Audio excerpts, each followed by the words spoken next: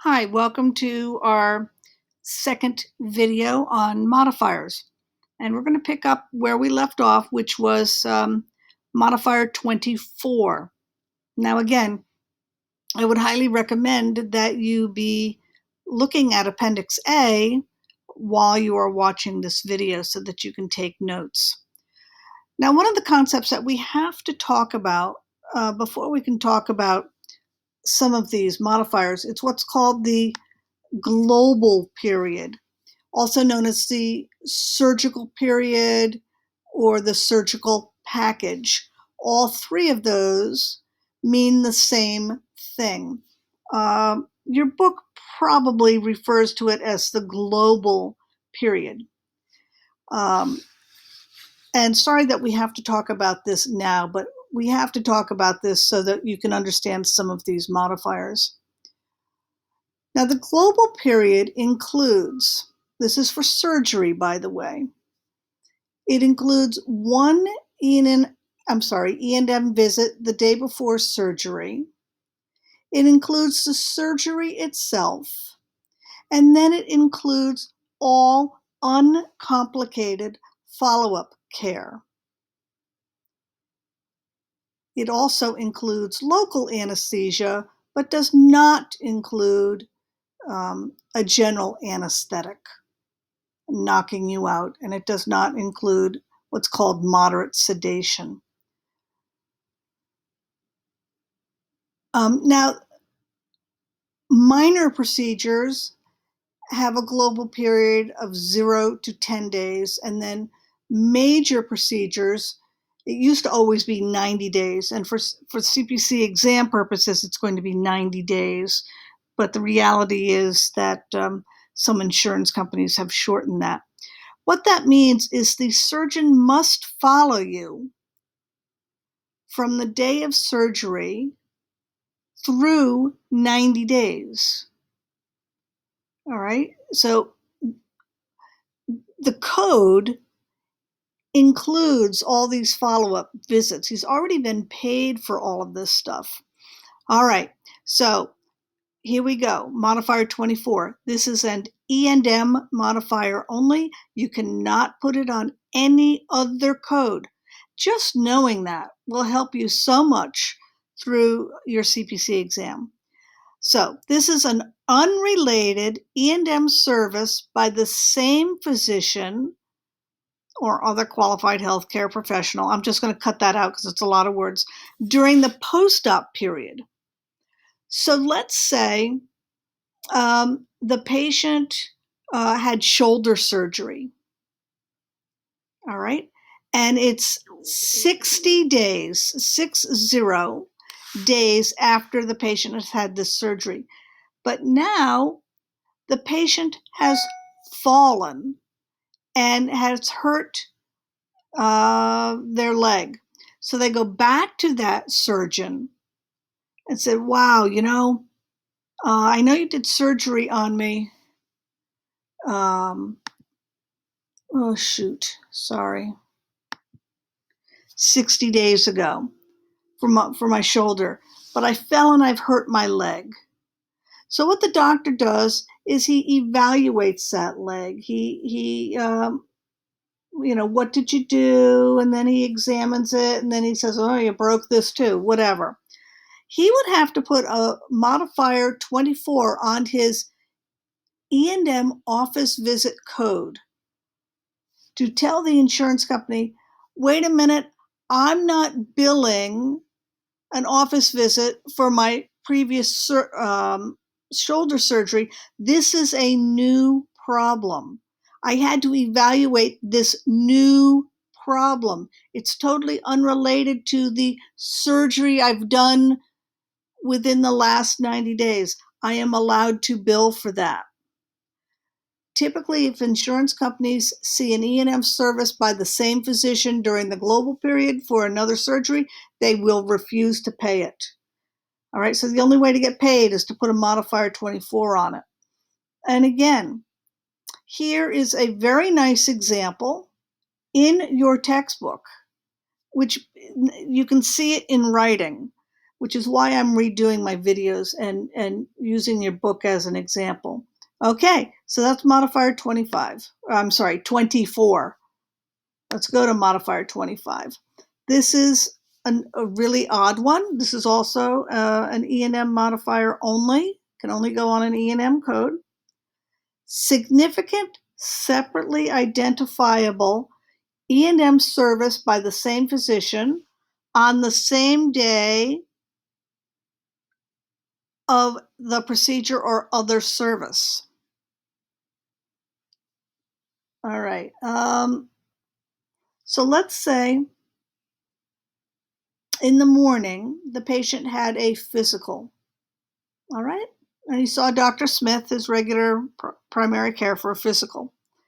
And the doctor billed that out. Okay. Later that day, the patient is in a car accident and returns to his primary care to be evaluated again for injuries.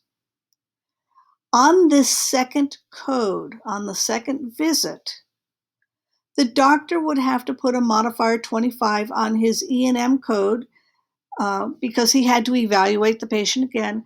And what he's saying to the insurance company is, no, I'm not double billing you. I actually saw the patient twice for two completely different problems. I'm entitled to get paid for both. And again, here is another example in addition to the one I just gave you. I don't need to read this because it's here in front of you. All right, but again, modifier 25 only goes on an E&M code, and it's for when the doctor does multiple procedures on the same day on the same patient and they're unrelated. You need to put a modifier 25 on the evaluation and management code. All right, modifier 26 represents a professional component.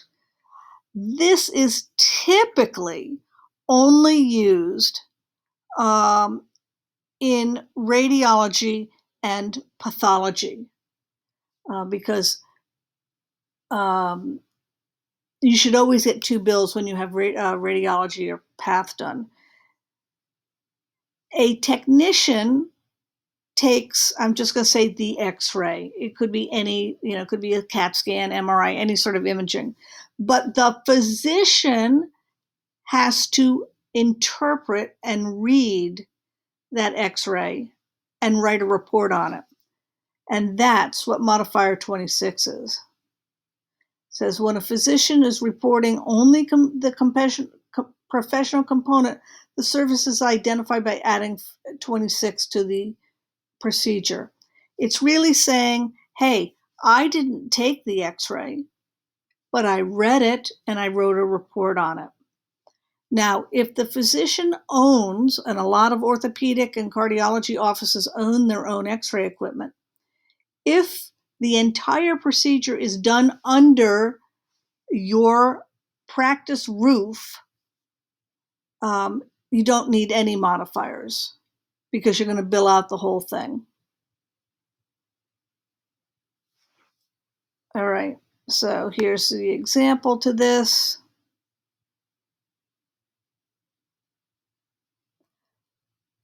Some codes, by the way, in the CPT book, like this one, reads, EKG or ECG, 1 to 3 leads, interpretation and report only. So this particular code specifically says, look, you only did the S and I. That's called S and I, by the way. You do not need it because that code already says, look, it's for S and I only. Modifier 27 as an outpatient setting. I'm not going to discuss it. All right, modifier 32. This is an easy one. Mandated services. This is used on I believe it can be used on any kind of code. This is when the patient is having a service or a procedure or a test because it has been mandated by either their insurance company or workers' compensation. Some insurance companies require a second surgical opinion before they'll approve surgery. All right. So when the patient is having something that is mandated, you're going to put the code and then put modifier 32. So again, here's an example. This patient was in an auto accident. His auto insurance company is mandating. There's your clue word there, guys. Mandating that he be examined by Dr. Spy to determine the extent of injuries. He's already been seen by his own primary care, but because Dr. Spy's exam of Joe is mandated by the insurance company, modifier 32 should be put to the E&M code that Dr. Spy submits. All right? And I'm telling you, if I'm a patient and workers' comp is requiring that I go somewhere, then they can pay for it. All right, preventive services. This is fairly new, modifier 33. And here I'm going to tell you right off the bat, yes, I am human. I do not understand this one at all. I have Googled it. I cannot tell you how many times. I still do not understand it. And, again, there are at least 18 of you in the class. Feel free to Google it, research it. Maybe you already know, maybe you use it in your practice. Please share with me and everybody else how this is used. All right, anesthesia by surgeon. Well, this one pretty much says it all. This goes on a surgery code. That is so huge that you know that this goes on a surgery code. It does not go on an anesthesia code. All right, and just knowing that will get you the answer to a question really, really fast. So this is a modifier when a physician or surgeon uses a regional or general anesthetic. And it is the surgeon or the physician who is monitoring that. In other words, there's no other anesthesiologist or certified registered nurse anesthetist. The surgeon is providing their own general or regional anesthetic. This does not apply to providing a local anesthetic. We never bill for local. All right. The most common anesthesia given for modifier 47 is a Bayer. That's B-I-E-R, Bayer block. So if you see something that says a Bayer block was used, that's typically, okay, the surgeon provided his own anesthesia. All right. So Dr. Smith performs dilation of the esophagus by unguided bougie under general on patient Bobby Jones. He performed his own anesthesia. There's the code with the modifier 47. Again, you really need to know, oh, wait a minute.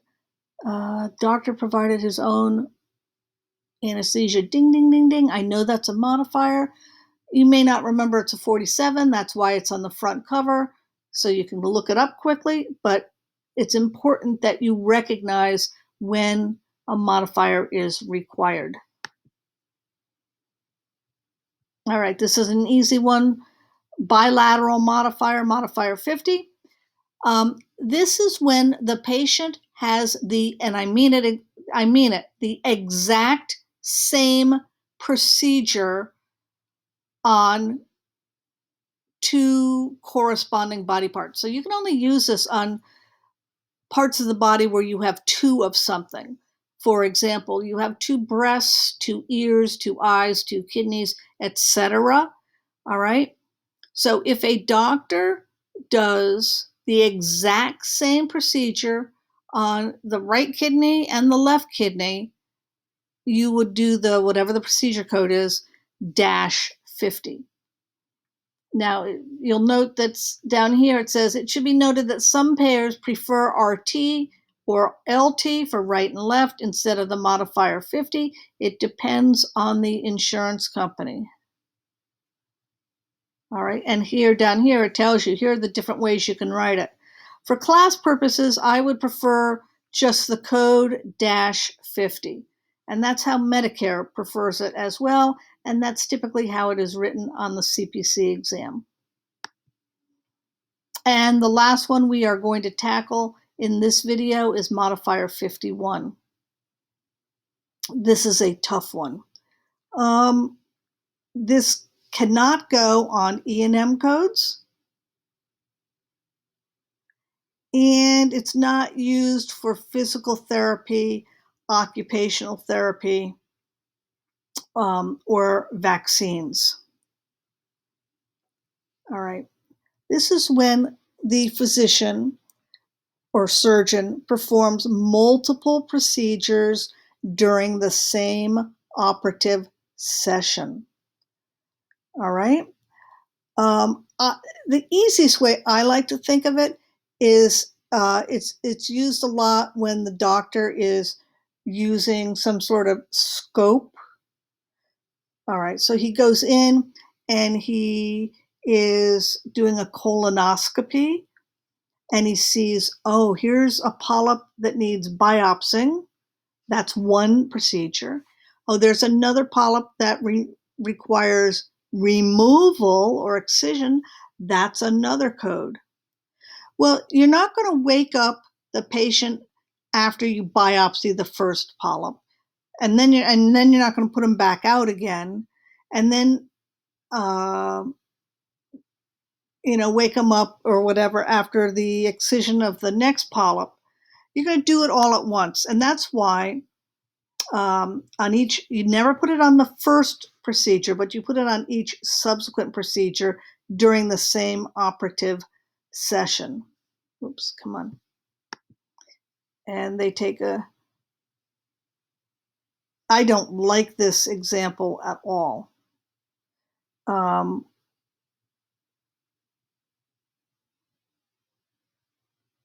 Well, yeah, I wouldn't go with that example. Now, modifier 51 is never, ever, ever, ever used with add-on codes. That's a huge concept. Huge. Oops, come on. I don't know why I'm having such trouble today. All right. It says this modifier should never be used on add-on codes or E&M codes. All right, we will talk about more on that in person, and we're going to end this video number 2 right here. So concentrate on those videos or those modifiers that we have covered in this video. It's easier to learn them when you do them, a few at a time. That's why I'm making these videos shorter. All righty. See ya.